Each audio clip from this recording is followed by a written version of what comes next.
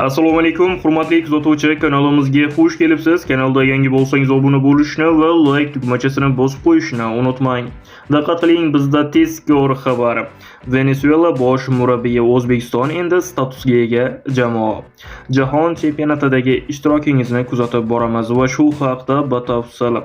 Venesuela terma jamoasi bosh murabbiyi Osvaldo Vizcarrondo FIFA Series musobaqasi doirasidagi O'zbekistonga qarshi kechgan bahsdan so'ng matbuot anjumanida ishtirok etdi.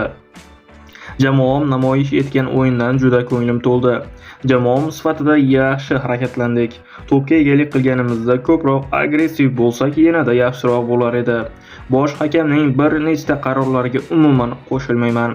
Penaltilarni ijro etish masalasida yana ko'p o'ylashimiz kerak ekan. Lekin lotereyada ko'p narsa omadga ham bog'liq.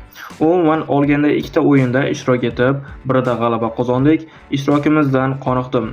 Endi esa keyingi yig'inlar haqida o'ylashimiz kerak, deya fikr bildirdi Venesuela bosh murabbiyi.